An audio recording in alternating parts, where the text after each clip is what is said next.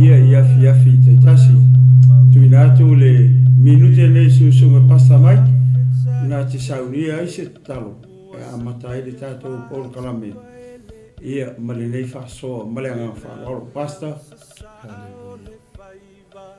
tatou talo after tele lo matou tua glory hallelujah fiafi lo matou ie matou ile li vi ia wa oilo matou tua I mea uma matou wala auta ma glory hallelujah fio lo au le tua glory hallelujah mai le li ile amataina le onanga Laoai A Le Tupu yo chama so ni atu le tua le alu ai le ba we nga fa ie le fiafi nei famangia I so stangata hallelujah nei fa so fa le nganga watu male mana la upu nei fiafi fai ma fa manu yanga le glory fai ma fa malu longa fai ma fa sa lo tonga yo praise your holy name ni ia oi e fa wa ma te fa fo ya hallelujah oi lo la va hallelujah na tia le valea ma hallelujah na tia le tangata le tu we fa ngale li glory na ni mea fai nga luenga e moli le sa vali o lo praise your holy name amani isi mato atu no pele o sa moa hallelujah o le tua ila o fai nga luenga nga yes fo ya tu le vi inga ya te o nei maso uma o le fa va lava amen amen ia el manatu ole a fai ia lo leo fai ma fonga tau mori susunga ya pasta mai ia mate fatalo fatuai ma fa felo ia toi la utapo inga sa mo nei tu la leso ia malole se fo manuia malole langi mama ia ila fa sausaunga ia malau tapo inga sa mo nei lavo I tu aso fa pitoa se fatalo fa le fa nganga pa ia le tua o lo fa pena o na tala fa auto ia I to tonu o how te ro nei ia fa pe fotulu inga uma o le nei la langi o lo fa pena o na afifi oi ma la papa oi ia alo mata mafana o Samoa ona o le tala ina ma le fola ina o le upo o le malo o le tua ia fatalo fatula ia te o le tangata o le tua malu fatua ia I le nei tu la o le fiafi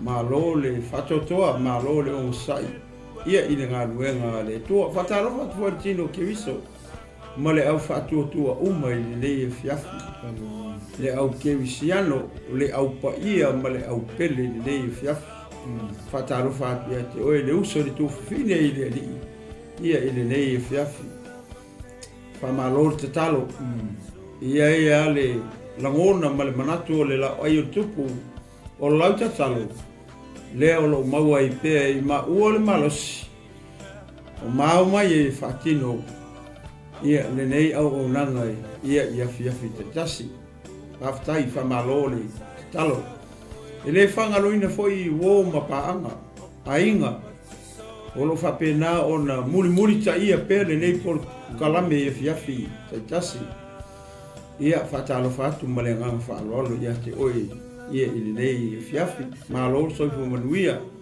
malo le langi ma ele manatu ma le tatununga I le nei fa ia fiafi I tato Paul Kalame ia o le afa manuia mai le tua mau se tanga falenganga matango fi ia e ta oso ina I pea loto so fu falenganga ia fa pe foi ma o na le tua ia vi ia le tua malo so fu manuia malo le langi mama ia I nei tu la leso pasta ina tu le min tele pe fi foi sau noanga po sau a felo ai ia pa io le au fainga ruenga ia malenga fa lo pasta ia talofa lava Samoa mas foi o le fa fonga mai o tupu matamali ia o e foi o Samoa ia te nani o lo fa vai lolo ia fe oio le tala lei ia o le fa lele o aingo no mai kalisia ia e moli atu foi le fa malo ia I le au nanga Global Kingdom TV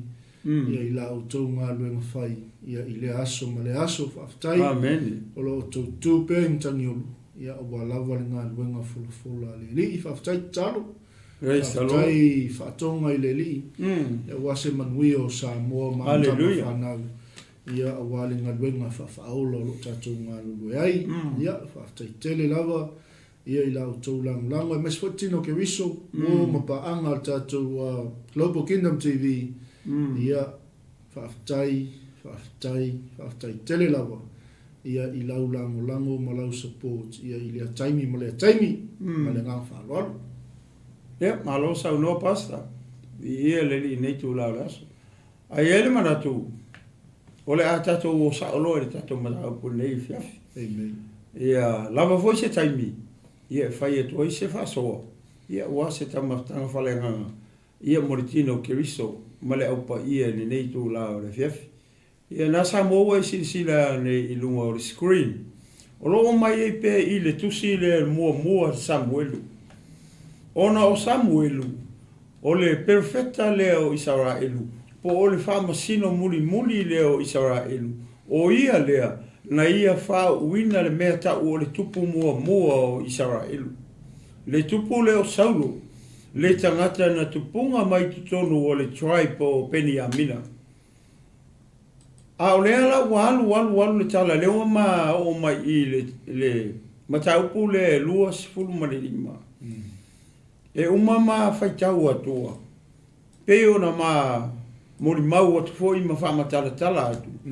O le taimi lea o Samuelu le perfeta, e lua kupo Israelu wha ui kokongu. Ni le taimi o le perfeta lea o Samuelu. O le tupu mua Saulo, ma le tupu lo na lua o Davita. Tato wawa aila I le Maria o le tala le. Foi lea, pe fōringa, pe le mānei e se waai. E le fōringa mai o se ata le lei le ata linga kupu I. Ona o le ola le tupu mua. Le ua wha o le kupu longa lua. A kako waila I foi le wha le tangata ma le wha le tino. Pe fōringa mai, o le ua klasi I kupu I e lua. O le anga o le ola le tupu mua. Le tupu le o Saulo. A le ua toi wha o mai le kupu longa lua. O le ala ua Sauloa, e fōringa mai. Pe o le ua wheko ai I kupu. Pe o I le ua tau foi le mawhawhau o tangata. Ate ono fisiri tangata palane wala inga. Kula I mai le mea. Pe ai se au ala I ona tupu mai le mea I le nuu o le atua. Alu manga I o le kalape o mawa soa atu. Le ke lei o longa mafo anga. Ma le mea na lai ona fina ngalo le akua e sui kupu. Ia, ma le a makanga o le taimi mua inga ua manga o le muumako inga e whaise o la ko kupu. Whaise tupu tangata. Ia le langa whakaungu ua e le tua. Wha kula I mai loa iowa le tua Israelu le kanka leo Saulo. Lenga whaima kupu. O le kupu mua leo Israelu. A le perfecta lea. Le tangata leo o Samuel. O ia, nga ia wha ua la le kupu mua. O le perfecta foi lea. Sa ke lelo la communication ma la fesota inga mai ova le kua Israelu. O ia lea, sa tui le va o le tua. Ma le ngu o Israelu. O le tua ia Samuelu le ngu. Ne ngu ia Samuelu I le tua. Le tua ia Samuelu le ngu. Se ia o ale taimi. Nga wha au uela le kupu mua. Leanga ma wha makala ko se kaimi umi kere. O kuli solo e saulo ka vika e wasioki. Ai sea. Leanga wale ko ia le mamalu o le kua. O le whaunga ma le mamalu ma le pa ia le saiaia. Le oso ia ka vika. Le alu ia ta vita le whaunga le ngofo ia ka vika. Ai paule mele ua mau le tupu, ia Saulo. E alu ese le mamalu ma le pa ia le saiaia ua alu ia ta vita. Le kupu la ki kalavou le ufau. Ai oso mai lo marki a polo ngofo I longa loku malonga o langa ia so uma. Fai lo le mele o le kuli ia so uma. Kuli ia kuka vika I le mea, kuli ia kuka vika I le mea, kuli ia kuka vika I le mea. o ai ngu ese o kulia kwa ye uma ai o sola ka vika I monga o walu ka vika I monga o lole ta vita paule lo foanga a konge ma o se la ve inga o lo o le sola I monga eli monga ngo foi eli monga papa I monga ngo foi fai ngā ia io ai ngofo I malonga ngu monga uso malonga ai mafua mai le sia mafua mai le mele ko wa kuri saulo inga ia fasioki ka vika au longa fana vela ele ma fai ngo fasioki ai sia malanga le sola ka vika mal o le kua o la ia ke ia le tua o le mele le fiu o ia le tangata le anga markanga kaula malama markanga kuri solo le sikanga ka le ki nga o longa loko male ele le o lona loto malona mafau e fiu ka mo faise me o ki kanga le tangata o lai alu mamangui o le ko le tangata o lai alu e kumu le fa unga o lai ia le mamalu o le ko so se mea pe sola I le vau, pe sola I le maunga, pe sola I le ai, o la ia le kua ia ka vika. O anga ngafi la le nga mafa soa kua ai, le ala o kovo ai e le mea e nga o i e mora kangaka roko lenga. Tangata kaula malama, tangata kauma fai I se awala e oti e le si tangata.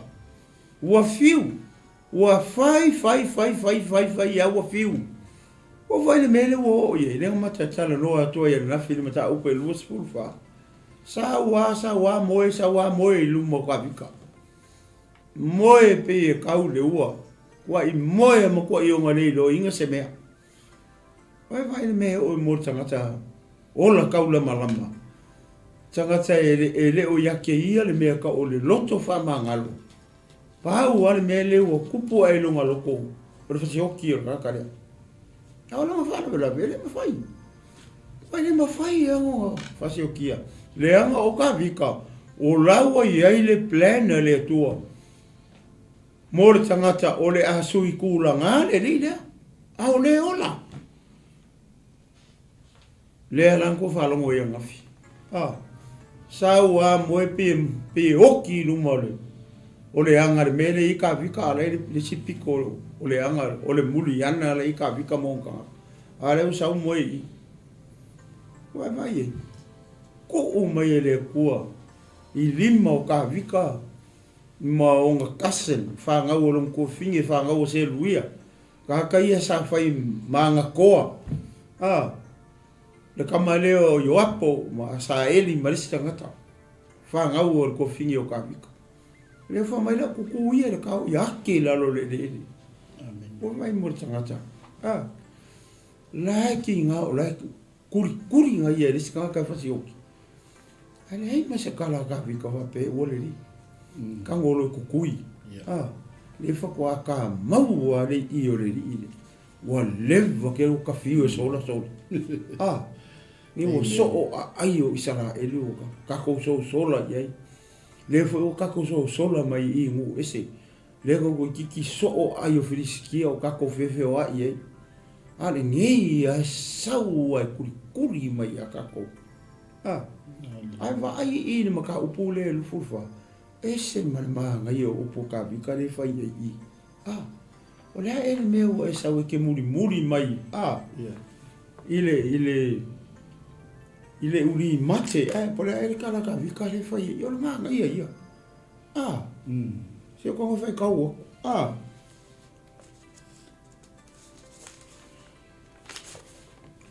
se le me o sau e kuri le manga ia yo upo ka vika so le fai fai le ngai kangaka fa mai o le uri mate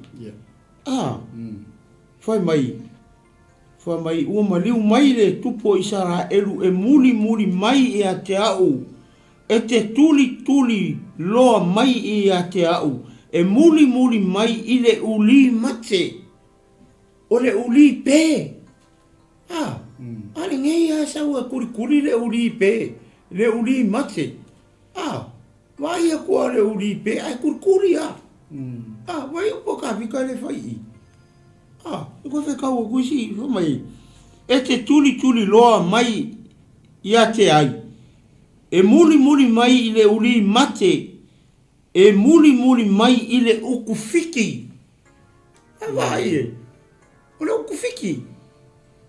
Ngei a muri ama kuri a.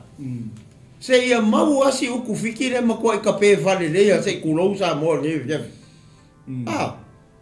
O le vai lea ka vika ia ia. O ia o le uku fiki. O ia o le uri make. Le ngei a sola kui o anu waku. Sola kui o anu waku. Sola kui o anu waku. Sola i le maunga anu waku. Sola i anga anu waku. Ko vai la ye. Praise God. Wa fai ya. Le wa e. Wa vai. Wa vai la mera fai. Ko vai mo ka fa pe ngala ngambio. Za mo martino ke viso mara o ke ciano le vivi. A wa ka ke fai ngame. Ka ke fai ya ka mi ka ke ngase. E ka mi ka ke fiu wai. E ke mi fa mo e le tu. O le sile me mai le ngai sa ngoi. E foi le ke visiano. Aua te popole tanga la malama ya te oi. Amen. Ai se la ngai sa wa le tu e ka nga le ko fa fo i mai lumo. Ai pe la malama o sa ulo is ngei ku fiki masingei uli mate. O mo fa mo ye le tu. Nga fa mo le tu i lungo le limo tavita. Amen. Ai tuta vita mo kilo tanga tabo o mon fa uina le ele o lo limo tanga tale. O ka ko ke pole fo ka kala kuri. Ia. O ke pole ska ka ngai ile tu fa le nganga le tate. Amen. O ile si piko wale ki faso. Pe fila o lo ke la malama. Fa keke. Ia.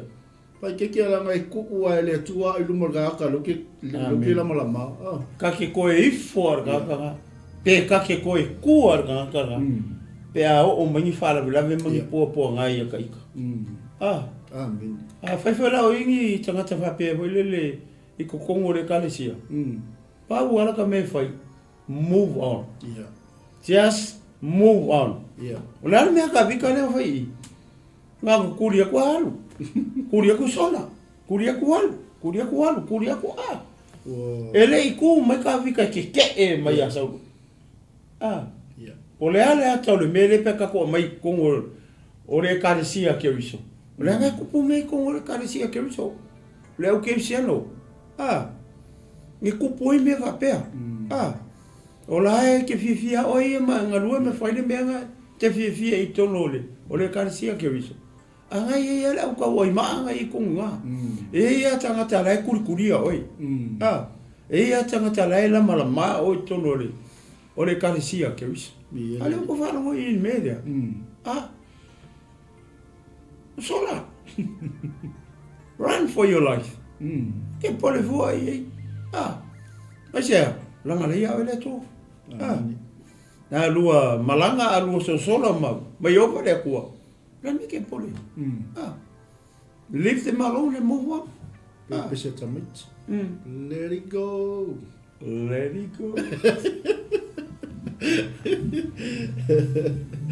O ko sa wa I upuia. Ia singe ia.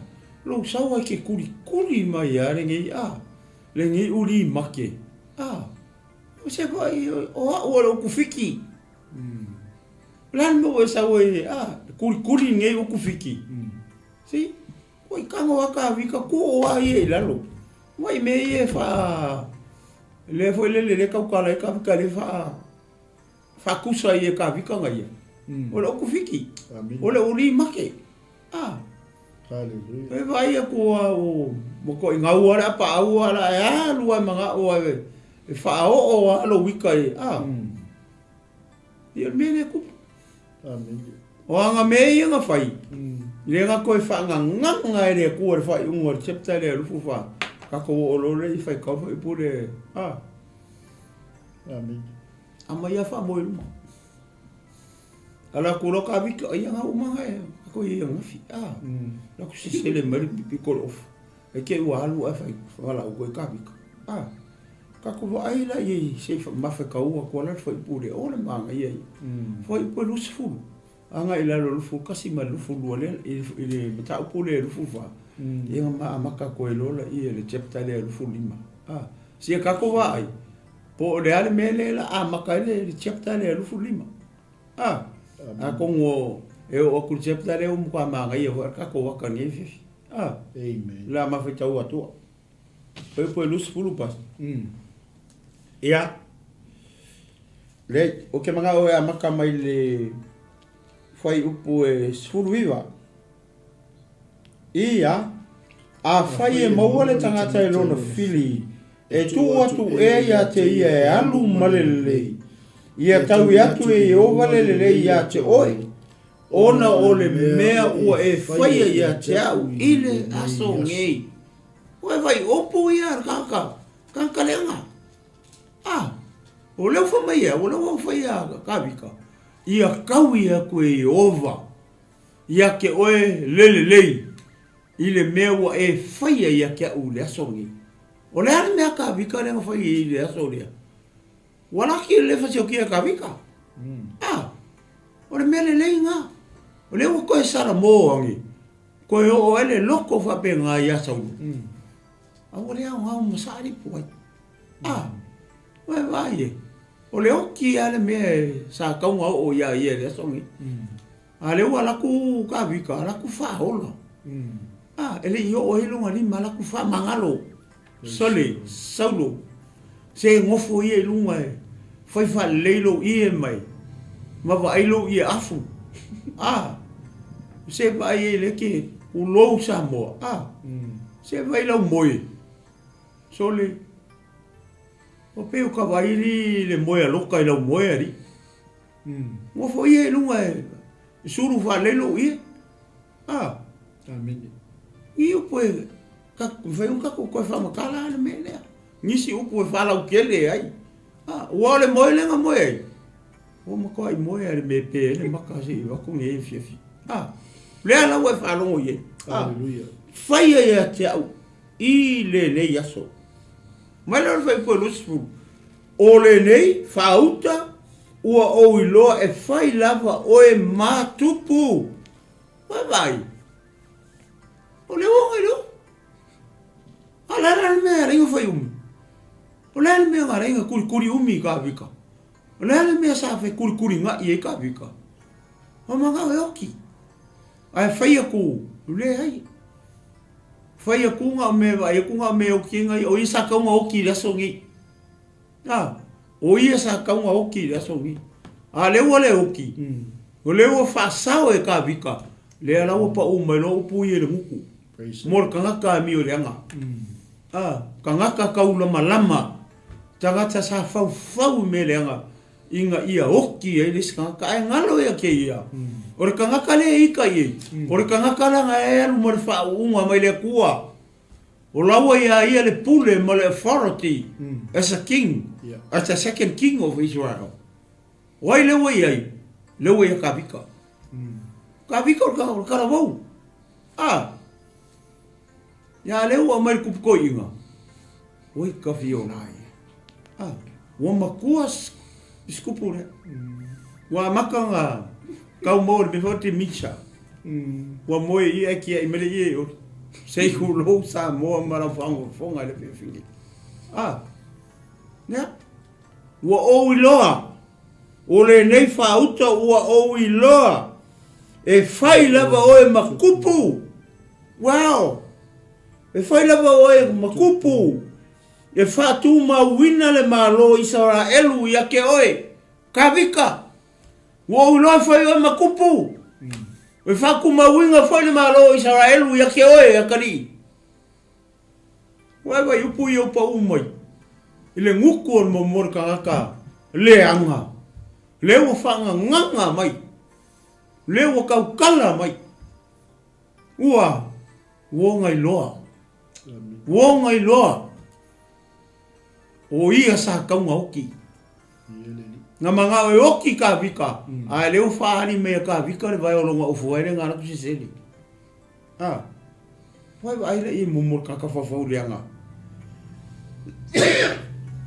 Le tangata whao mahalo. Le kangaka ene mawhai ngaru ese markulanga alo o ngofu ai. O le asa wa o ngā mo kakou. Awa e loa le kulanga ngai ke ngofu ai. Ua le ese ma malu o le kua ia ke oe. Alu ese. Alu ese fi le mu. Alu ese malo loko fa mangalo malo loko maua lalo. Ai se ia vaku e le kua le kangaka o le finga ngalo le kua e ngofu li ngofu o ngai ke ngofu ai. Le kangaka o le ele fa uunga. O le kangaka le ua ele pule. O le kangaka le ua ele le authority. Le ua ele mea uma o ka penga e le kua. As a king. Nani me ka koe leo ese. Ka ko ke la longa, ka ko ke loa. Ua uma lo kaimi. Ua au loa ua uma lo kaimi. Hallelujah. Ua ka kau o ngā, ka penga ra wako. Ua ka kau o ngā, mako wau ma sia whaangaui o ki pea. A ua le mawhai ia. Ua le fia fo I ki pea. Fia kupu I Jerusalema. Ia ka ko wawa aile I. Awai le sifo I, awai le maari o le mele uo o kama. O le nei, le sira le me maari e le kupu I. O le nei, ia e tau tō mai ia te au ia Iova. Kau ko ka vika. Kau ko mai ke au ia Iova. Au ai ke wha o mara whangau. Pea o mai le oki ia ke au. Oka se maanga ia. Oka se maanga ia o langona le o ifo I le loko o tangata wha maua lunga. Le loto o tangata ika mo tangata sa kaulama lama e oki ka vika. Ale o wharongo iai. Wow loa. E whai oe makupu o Israelu. E whaku mawinga fo le maa lo Israelu. Ia ke oe akari. Ai whalongo mai. Wha mole mole ka vika e kau ko mai a ke au ia Iova. Au ange e whau maa. Lau whangau. Ai vai e. I mana onga ora kaka. Makau kia. O fea o iei le loko le hanga le sa whai. O fea o iei le amio le sa kuri ka vika I somu. O fea o iei. Hallelujah. O le se mea. O le wa sola la ngona whapenga. A le wa kangi mai a ka vika fia ola. E fōlinga mai lomanga o I se whea mainga. Amen he. Manga kau ko mai ka mai kupu re ia. Hallelujah. Ia. Fai mai o ngā lumai mori mau Iova rea. A kongor finga ngano leo Iova rea ko Israelu. Leanga leo manga o aku. O I kau kei loai. Le ko ai ngā loko le kupu rea. Ka mai kupu rea. E lai kiki le kingo karavou. A o le loko ma le whaku e kau le ofi kongo long kingo. O le ale ko inga loko le mo le meo le loko whakaikai. O le loko wha leo ma moe. O le ale ko inga loko. O le meo le alofa. E kumu I le alofa le kamai kupu lea. Whawhen kako iloa. Aran kako iloa mai o le kiki. Hallelujah. Le ngalaku ruperu wheka wakuri o koe le kua o iloa. O se kasi o whangau I ese whai makupu o Israel. Whawhenga loa le kua le loko raka le. Ngai loa le mea lai ngofo ai. Lai ngofo ngā ui ia yukor ko ngā vau. Ngofo ko a kase le malulu le po. Vela sia le la le au. Lai ngofo ai yuko I o. Vai e. Amen. A whawhera kele o leo. O ngā uso makua. Rā whau si le fia le kua loko le uringa. Amen. Mo meo loko ngofo whali. Mo meo loko le kaukua. Praise the Lord. Mo le loko hoi le aunga kā. Ele fiaru whakoanga, ele fiaru ngarui. Ko I ngā loko hoi le ngā ngofo ma ai. Ai ale loko le. Ora kaka rea. le fialu le vao. Fialu e leo maa moe a o ngala pupoa i a amo mele malu moe kai.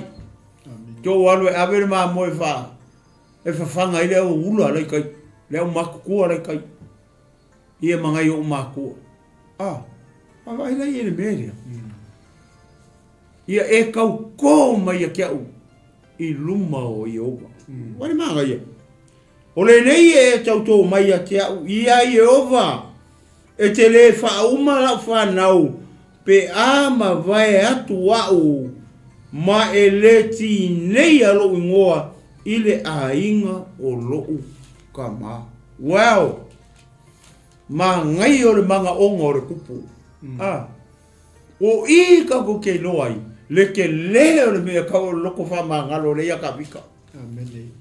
Nga kalia ka vika le. Le merea. Nga kalia. Whamaka o e kalia. Whamaka wanga pe se fulu kau sanga o kuri oe. Ye lo anti polo anko. Polo uso. Polo kua finge. Polo kua ngange. Po sesi o ko ai. Kuri oe mara whanga. O wha o le anga ia ke oe. Whamaka ke whamangalo. Fe panga se ka vika sambo. E makua i musu mai o. O e manga kua o mea sa whai a makou. O e manga kua o mea sa whai a makou. O e manga kua o mea sa whai a ilo makou ka maa. Wa ai o makou maka i mea sa ngai sa whai a i makou makua. O makou makua. Lewa o mai a makou. Lewa whai a makou whangau. A o lea ke ambi o leanga mai a makou. O le ke kuri mai e a ke makou. Ke manga o e whaleanga makou, makou whanau. Wow. What a person like David. What a man like David. What a king. What a king, what a heart. O le whakua e poronga. O le whakua e poronga. O le makua umi o whai e sauro le mele. A lewa maua i. A lewa wai mai. Se ka vika. Wha mole e kau kō mai a kia ui lumo i ova. Aua ke wha o maasi a wha ngau pe a mawai a kua au. O le a le langi. Le a le whinga ngalo le a kua i a kia u ka vika. Aua ke ki ngeia. Lo ui ngoa o saulo i ko kongo o sio u ainga. O ka se maa ngai o le meo kupui. O le hase awa onga mo kako. O ise ka ngaka o kuri a whapea koe. O ise ka ngaka o kuri whapea o ise kaimi umi o lo soifua moro kako ua. Ngai ki sida fia. Ngai kei loa ka ngaka ngā. Whawhika huli leo kako. O le hai kupu me whapea. Whawhikai le upore a kua le u whamarama mai. Ma koe whamangako mai a oele ki mai moa mai. Ma ngā ua whai. O le hai kako me whai me whapea. Whamai e ara ki le karare i. Ona ta lia lea e tawita. Wow. Ka lia e ka vika aisea. Pei o ngā mawhai aku. Mo le mea ka u o le lofa la ilo molo. O le loko o le kupu o le loko o le kama kumu i le alofa kumu i le loko whamangalo o kua i whaangalo ngalo mea uma whaangalo aso i kele le sa kuri ei a le mele o kupu saulo ua le rei o ke whaamangalo i ki o le a o karia o ke kau ko ku ya ke oi luma o yo vale ku o Israel o ke fire me anu fe me o ke fire me le o kau kala me le aso ngi se o ke le fa o malo fa pe a fai o le ale finga ngalo le ku i lo so i fu maru o ke le fa o ma lau fa o ke le ki ngeia foi lo suafa makai I kokongo ko praise the Lord mai no raia o ngā fo'i ai leo saulo I le ai au wheme ngā fo'i I kawika ngā fo'i le vao ngā fo'i I maunga ele ialu kawika se ai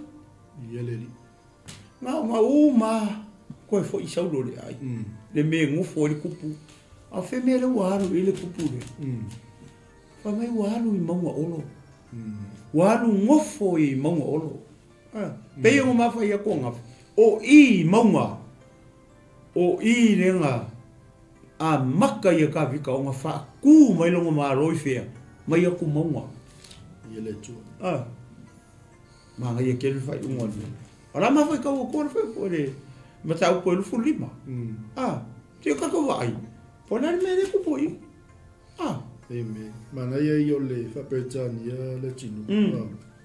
Le ngā whatu mai I le. May promise me with the Lord as your witness that you won't wipe out my descendants. Let them live to keep my family name alive. Wow. And so David promised, and Saul went home. David and his men returned to their hideout. David promised. Whaia e tāwita e tusa ma le whina ngalo sau. Nei awane te neia le aingo sau. Maona tupu anga. Descendants. Amen. Awange I wha umakia o kupu anga o ngā hinga. Hallelujah. O whese mea li e kuri a reo wheko ai I a reo wha mai ua mari e re merenga o re kuai o mari e kawhika wow ke whai ako le loko nei kanaka ka whiwhi e pako kako pe o mo whai ako sole le lo pe ke ua paha I le misai pranga pe kako sama ala o ngare mai I mo kako ke visiana mari tino ke viso le whiwhi ia whaapei o ka vika sau whai unga whai. Mama ua whai. O lea mai e se whe au mo ka kou. E le ngata o to tonu o le karesia ke miso. O ko kongo o Laoai inga. Hallelujah. I le vāo oe mau uso mau ko whawhinge ma whangau. O kuhaku I lo extended family. Me iei o aunties mau uncles. Mau cousins. Amen. Ia o la iei le mawhauwhau whapea ma le loko whapea. Lea ngau le kupu kongo ainga. Tupu I te tono ainga, tupu I tono o nguu, ala ko ke vai Samoa. Ala ko vai mei e kupu. Mafua mai sea. O le sea lako whamangalo. Kalo whai. Kalo whai si o kakoa kungu. Pe a whai e le iei se mea ka use lako whamaka. Amen. Se vai le umi o kurikuri. Neu whamangalo e ka vika. Ko e ka lia e ka vika mele nga kangi o koe. Hallelujah. Hau ka kou Samoa. Lia. Kua re fia whalongo o le mea. Amen. Na ngā o e whai e le fia I loa mo le fia tangata. Hallelujah. Le ai ma se loko whamangalo o ia. Ia au le ai o ai loko. O le ai usu ai kai au sa. O le maa ngai o le sulunga o lo I e se ikulou. Le lulanga o lo fisipa. Lo pela ue le maa ngai o lo pela ue. Au lele wa ai le mwhainga whamangalo le sinaka. Ai sea. Ia kari oi. E kari ai oi ia. E kari fo ia maua ia maua whawhikau. O le mo moli mai fe au I mo ka ko uma ke siano martino ke riso le fe fingi. Famanga. La soifua le ko. Ya la ma fa ka ko. Pe si me ko fi sa o pasta I le fai uma le il mana I le mele. I na o fe me saulo ia e tau tō mai. Pei o lua, finally, uma. That's it. Tawita, o le aso ni. Dea pei o ngau. O whai lava oi mutu. So, o makua I... O sisi ni mako inga. Iyo.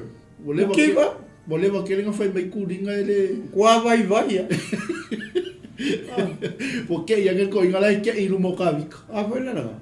Koe ki kilo kung koe kasi vai ro fuere. Kangi lo mal ko inga. O inga ko lo penga kangi lo kuruku. O se ke la ngale me mali e afa fo mo tato inga le tino. Ku me yo lu male ato. Sko inga yo sefa.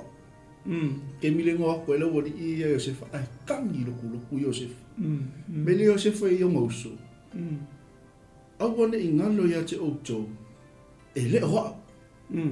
A ole tuana sau ni ale mele. Ni ia faula inga oko. Vai. Fa mai ole tuanga au mai au ngi. Ele o ko. Ia. Na ko fai o se mele anga. Ia. Ko fai e kia. Ai ko ke le loa. Ia. O ka penga ele tua mele o ki fa mo mai au I. Amen. Inga ia faula inga o ko marka ko ai. Bi ele. Praise the Lord. Mo ki ngoala ngole ngakangi mo sko ingo so loi. Ana fe.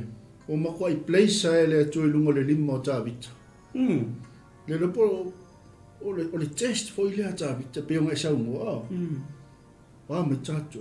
Ma ka me foi ngoi fa manga lo. Ba pe o se si o le vanga ngala malama ia te oi. Amen. Se si nga faia se me ti nga se me ona ia te se fa luma ia te oi malo ainga.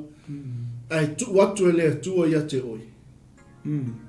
Ma fa ke fa manga. Em fa inga fa manga. Hallelujah. Praise the Lord. Afe me David. O te tau tō I lumo Iova. O te whaia e tu solo. Mana. Ni ele ni. Mana ia te lea. O mea mala. O mea mala wa o sau ni a mata penga e lea tu. Pe ti ngā. O le ale matui tui o mea tangata e whai mai ia te oi. Ia tei tato. Ia tato wa. Wha ngā ngalo watu. Amen. Ia ele ni. Praise the Lord. Pe o paungal vai nga le koe o le nei. David. Boma. Wo ko mai. Oh Lord. Finally. Wa. Kiba boma. That's O le it. lo sa ulo pola le sko nga ku di. Yeah. Nga ku di mai ya. La koe inga gas ka boka vi ko ku di. Oi ngai no penga ku mai ka vi ka si piko mo usul pese vele. I want to break free.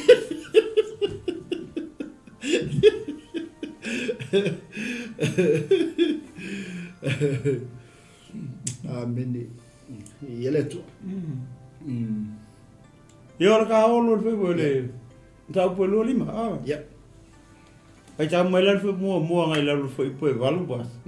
Yo ka fa solo le. Amen. Ke pe uma pele uma ia la uta pa ia. Mo le ma ia ke le mele ku pul kan. Ja. Amen. Ia. O ti Samuelu. Ona poto ai leo Israelu uma. Ua la tau whaitangi tu ia te ia. Matanu ia te ia I lona whale I rama. Ua tū lai ta vita, malu ifo I le vao parana. Sai ele tasi tangata I me ona. O ana mea foi sai karamelu. Ua tangata ola lava ia. Sai a te io ma moe e tolu ngā awhi. Ma oti e tasi le awhi. Sa sele fulu ana ma moe I karamelu. O nā palu le ingoa o tangata. O api kaira le ingoa o lana wā. O le whawhine ma whawhau lei.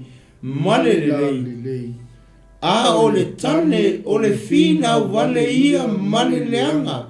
Iana mea e whai. o le sa ka le po foi o ia. Ua whaalongo tā vita i le vau, o lo sele na palu fulfulu o ana mamoi, o na awina atu le tā vita o tau le lea tō se fulu, ua whapea tā vita i tau le lea.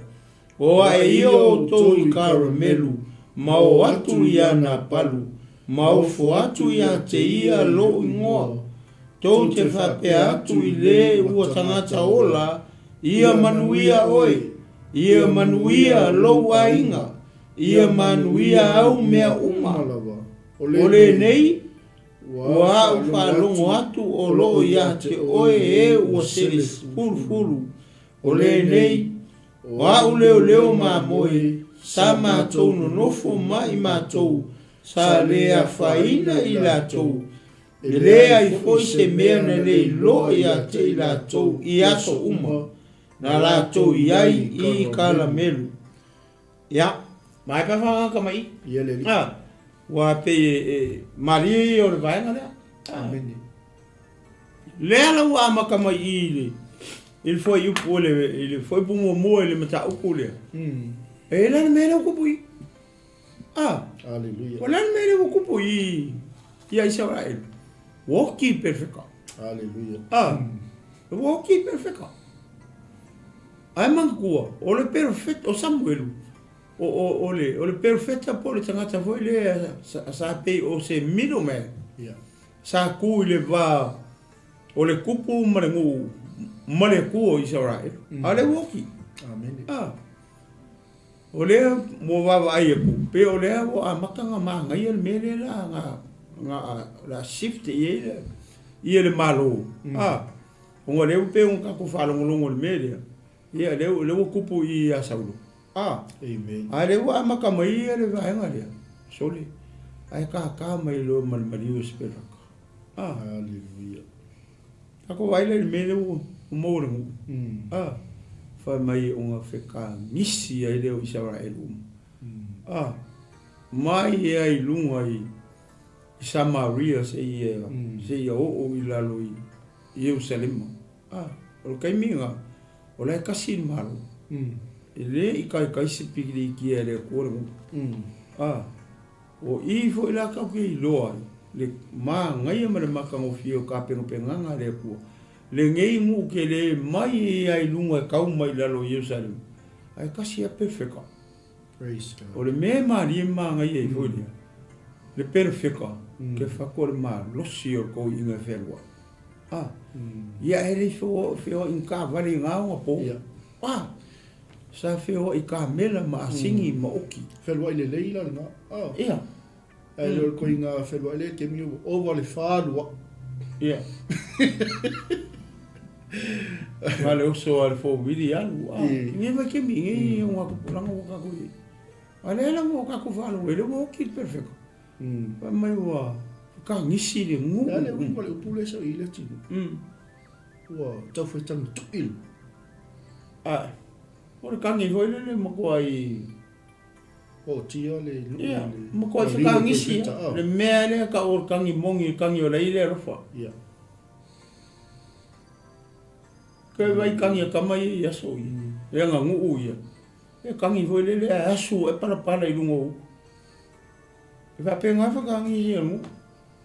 Whakangisi mu wha ele lea la ko.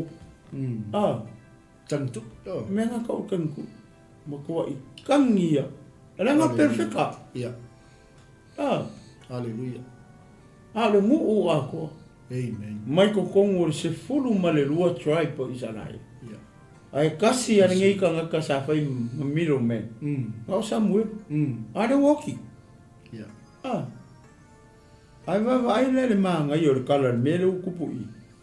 E oki le wa kango ngu. Wanga kanku i are ngu kangu ro. Kangu wala i longa fale le mele ai le ka o rama. O i le ngu foi perfect. Nga ke ua ia i. E se tau tio fufuanga mamana le tu. Mango ka oko ko perfecta. Mango ke mile lo mo fai le mawaenga sa lo ma tavi. Nana ta oto al tangata o le tua e kupu mai lomo. Amen. Ngofo mai lomo tawita ile. Ia. Ino foi. Ia. Lau o ilunga kaimi. Ia. Wa uma kaimi perfeka. Ia. Wa uma kaimi perfeka, uma kaimi o le ula. Ne ngafa mai e sau kauko mai ai. Ia. I saulu. Ia. A le ala wa makarongo fa savali lo fufuanga le ko. Amen. Pe unga foi le ngamo le mau aku. Ile fakuunga le malo o foi le o kavika. Ele fakuua le ai. A maka mai ko le vau.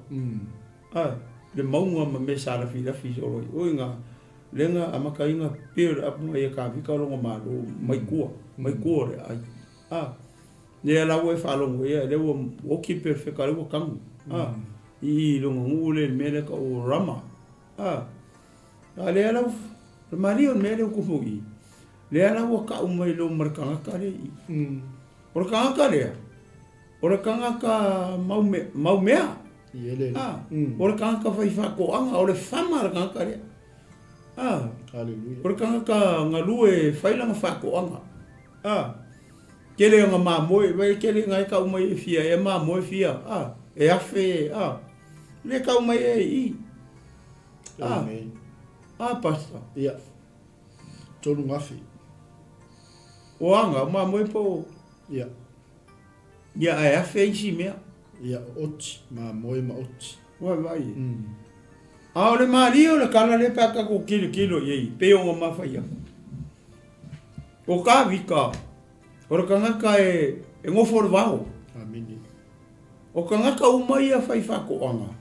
Gaka ia farmers. Le fai ala ko lafu mang. O ka vika. Sa leo uma ia lafu ka ngaka i. O ma ga ia la luenga ka ka vika fai. O ia sa leo ia fa ko anga ma me uma ka ia yu ka fa. Amen. Ale fa mai le ai ma se me se si le loa. Ma fu ma se.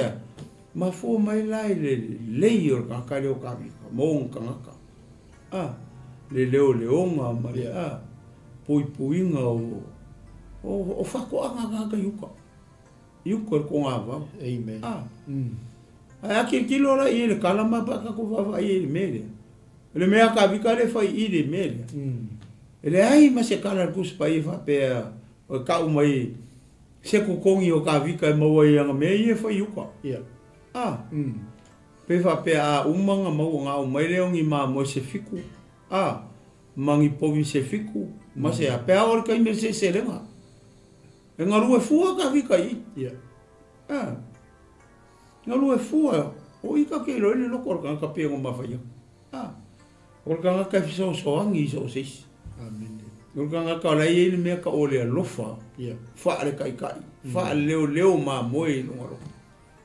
E se ala ma sangi. O lo nga lifestyle le. Ia. O io leo ma moi. Praise the Lord. Nga leo ma moi ma ia o la kiki. Leo ai ua nga kofi ave makupu o isa la e. O la leo ma moi. E ma sangi me kai ele lafu. E ma sangi me su e ele ma moi. E ma sangi me kai ele lafu ma moi o le me o la ele va moa. O la ele vai. E mala le ka vika. Le la ka umai marka ka. O ka ngaka kupunga mai ya ka lepo. Ia. Aka kilo le ka ngaka le. O feme sa o ka ka le ngo ya ka le. O le ngore ka lepo. E sa mai kongo le try po yuka. Yeleli. Ma ko ka lepo mai o sua. Nga ka le ka le ko le nga o le spy pa wa nga ka mai se la ka. Ngar ka mo ia ka lepo le saita mai o sua le sa pengi a minga ale o sa o ile kala ale o so mai fa mai ku punga mai le ya ka lepo aka kirkilo la ia i le ia ka vika marka nga ka le Amen. e aka ngia mai maka kirkilo e foi le le e ke le so ka vika marka ka le o ka nga ku punga mai saita. Hallelujah. Leo o le kai me o se lenga. Le ala wa kuri e ka vika. ia ngā au ngai ko sifuru i o. Wa koe ka u iei longa ingoa. Ma wha makala koe ia la ko mea sa whaifa mai sa whio ai whakati mau au ngā. Ngā panu. Sa whio ai whakasi mako au ngā ka vika mau au ngā re vau. Sa le ei sau mā moe e leiloa. Sa le ei sau povi e leiloa. Sa le ei sau asingi e leiloa. Sa le ei sau oki sau ka mela. Ai ma se mea ngā leiloa. Aisea. Onga o mako. A ki kilo le mele. O lana mele o manga o i ka vika. O manga o singa mea. Hoi lea mai o singa mea whai. Ile mea ai wala ua o. O kai mea se se renga.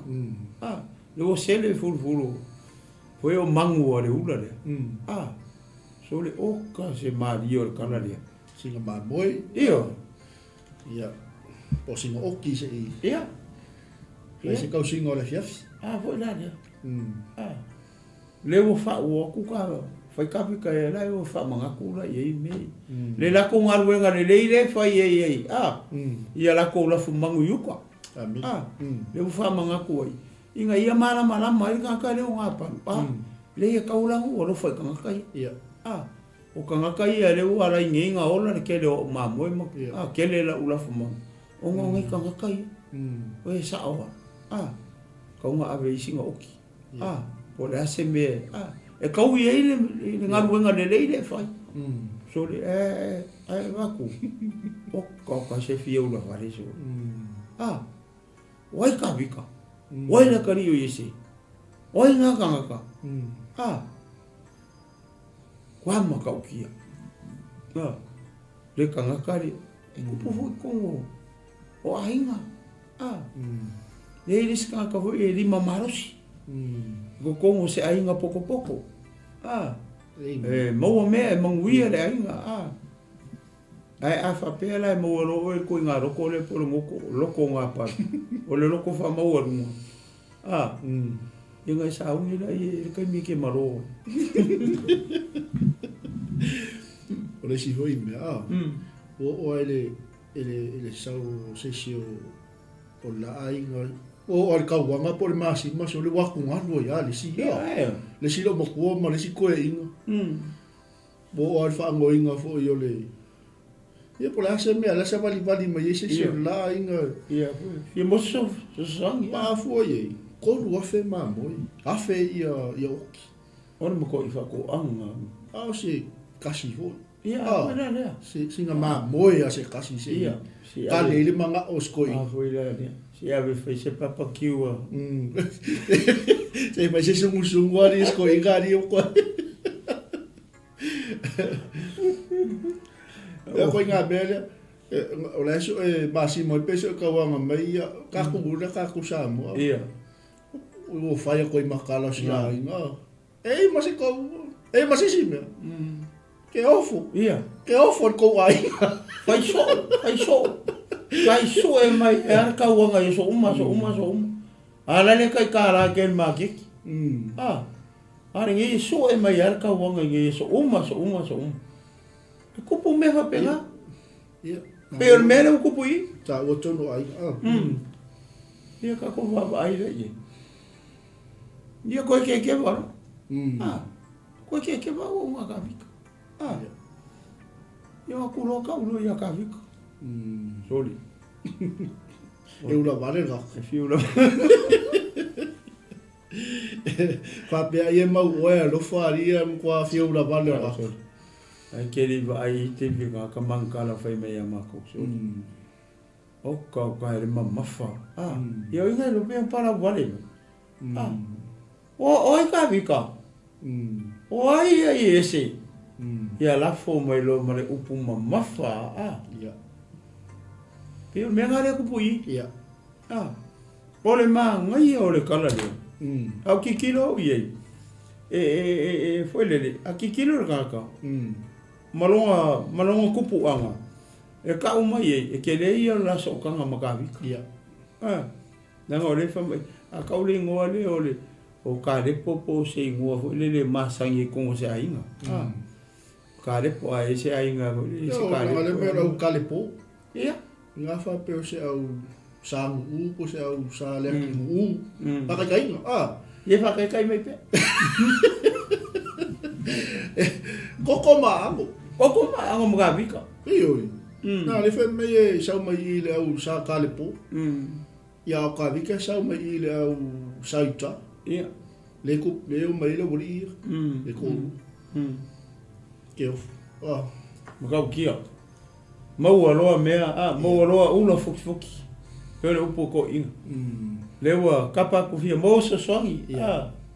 Ka ua ku yei ale ngō ka vika. Ka ua ku yei ale mere sa whai ka vika manga au aunga I au aunga argangaka. Ia lewa kari kuari mai ale. Ia manga onga mare. Kongo peo menga le oke aka I kala raka. Se I wha pia hoi lai le manga avese moi po se oki. That's it. Yeah. Pa malia kuro ka maa ia o le hoi kausia moi mo. Ia hoi lai. Ia mere ngai. Kia fua ko mai.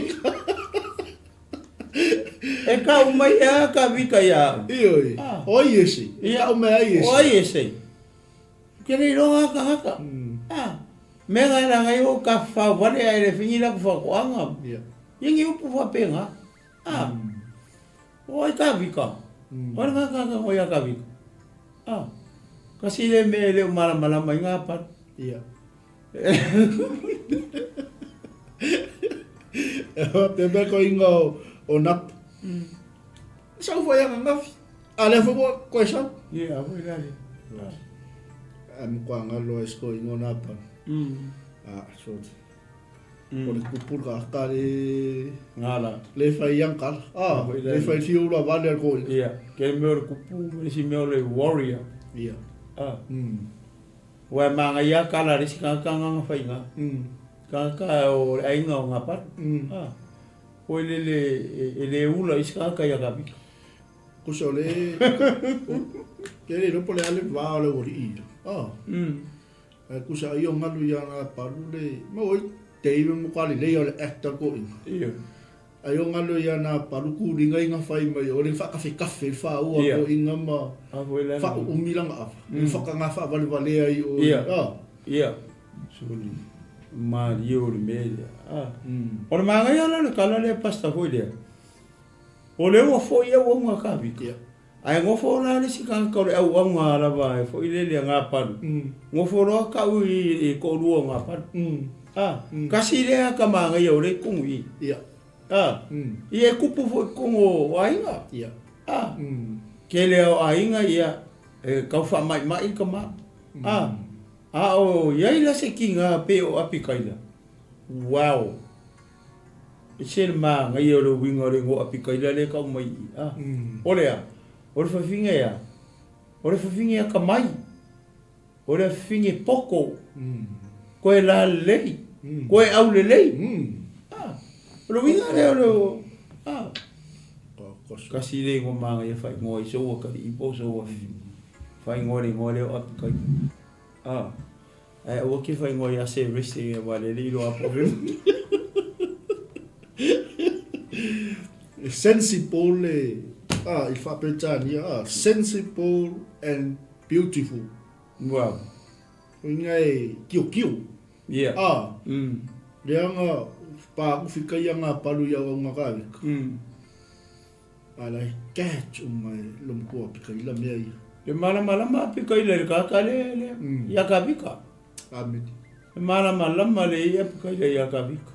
Hallelujah. O ia ole warrior. Ia.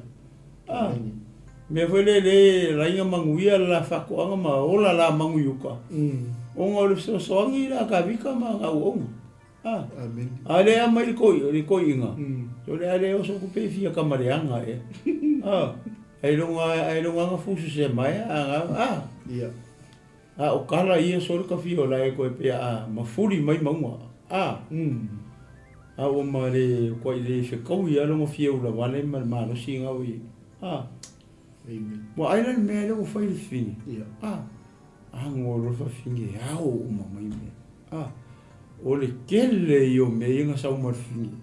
Le fa la mala ula mai ia pas. O ka mi. le kele o mea inga wha malau mai I lenga ka penga whini sau mai. Kele o mea sau mai whini. A ka kilo la mea o sau mai whini pe a ka ku kilo I siku.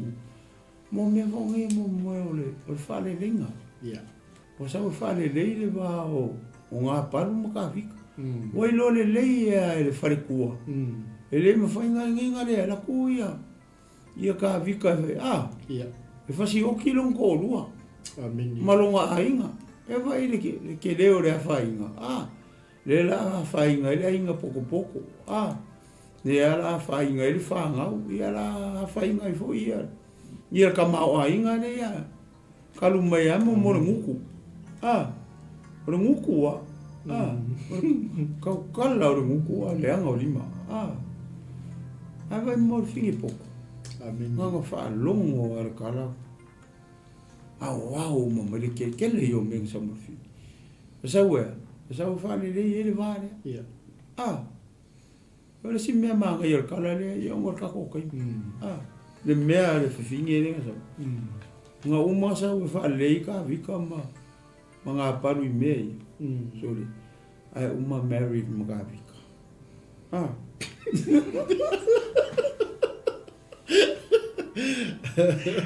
E lua la mere pa o ke lo mere. O le mea mo. Ese la ula vale a. Lei o fica o kala I whiwhingi. Le poko o whiwhingi. E pe foringa mai e lua mea sa whiwhingi. O le whaale leinga. Ma le wha mala. Ko sa le fo ngai an mere fa mala o kamaru loi ngai ya ka ko vai kai ya pe fo ringa mai ko fa le lenga mar fa mala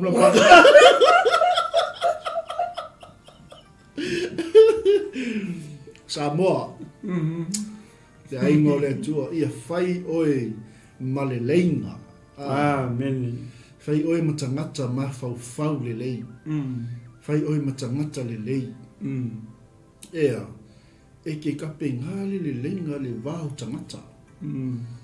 Ele mama ia me singa ring fa yo. Wow.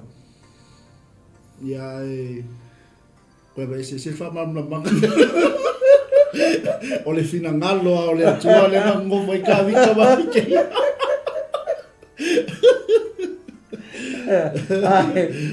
Ya ba se va fer mo ai ka vika ma na fa no. Ka singa kon me. O le whale ringa ma lava mga pan. Aleluia. Ia koe wha malama ko I mea. O mea aia. O mea aia ringa wha malama. Vai mo ngai kau sa ili se ka vika. Ia whai sa wara wale.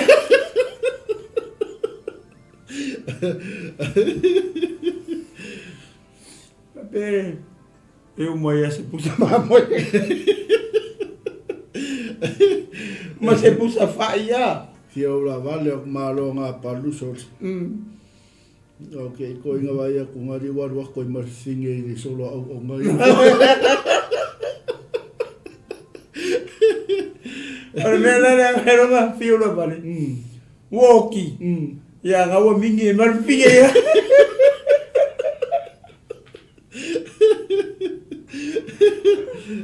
Wai uma fuar finge. Ya ra o kango.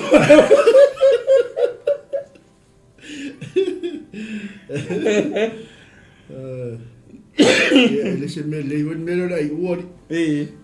Ora u. Ora le lo que mi moi. Va venga e alua sa ule si kali sa mai o mongwia. Ya. Pa mala mai finge. Ku fa o mea.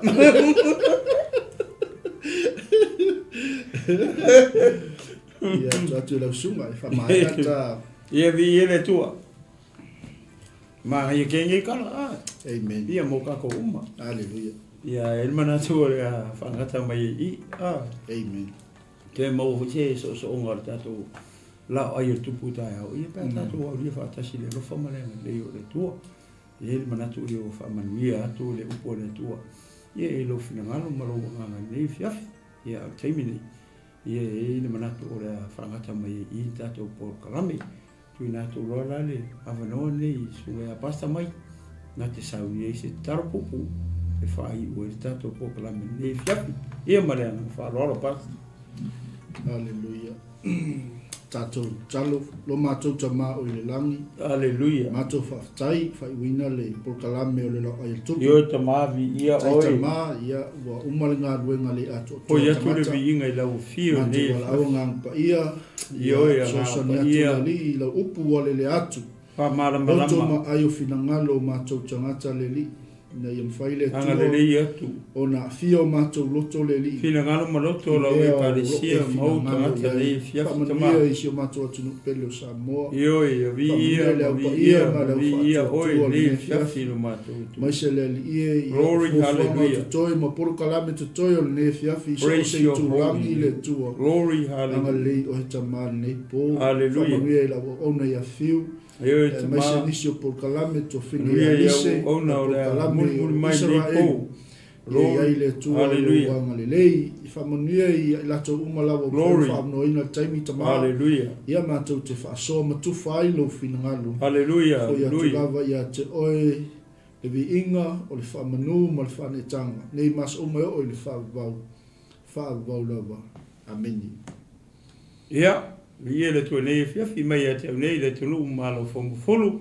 Pa pe whelisunga ia pasta mai koreta. Ma te whatofa atu Samoa nei tu lao le fiafi. To whasoifu. Samoa. E pele oi le loko.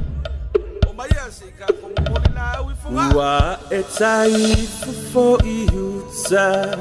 Malo a fua ua maua. Le atua ua whawhita I tele. Ua sapaya whatua ele.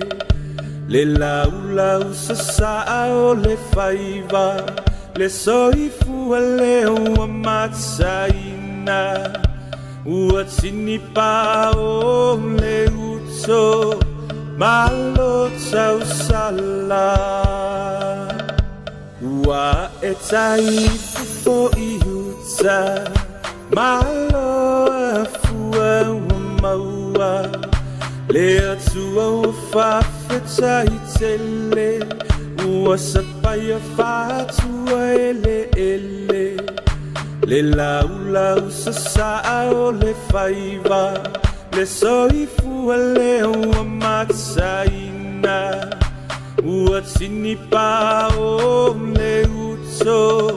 Malo tau sala.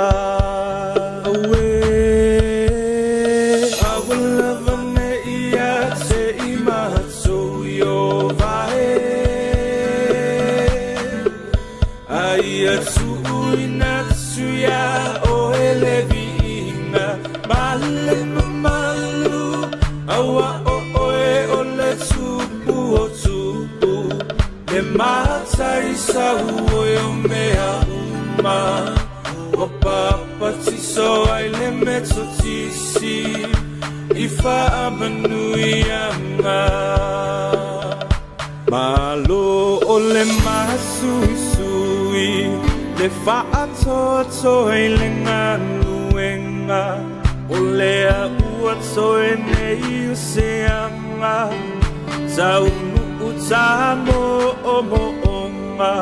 I le whaita uma o le luafe. Le luafe tau sanga o le alofa. Samoa se isisia e ia. Le fua o le sa o lotonga. Malo o le masui sui.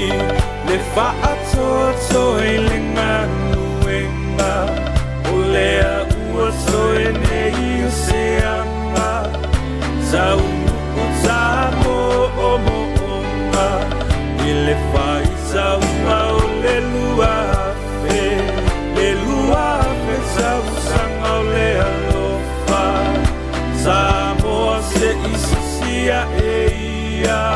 Le fua o le sa o lotonga.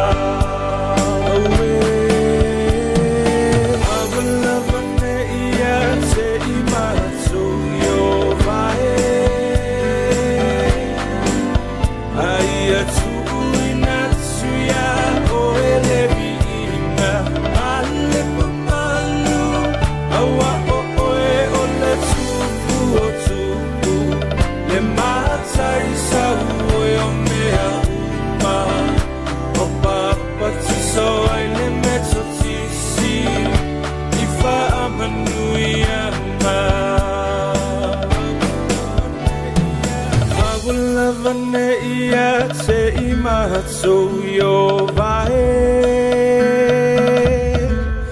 Aia tuina tuya o elevi inga Male mamalu Awa o oe o le tupu o tupu Le matai sa ue o mea uma Wapapa tiso ai le meto tisi Ifa amanui anga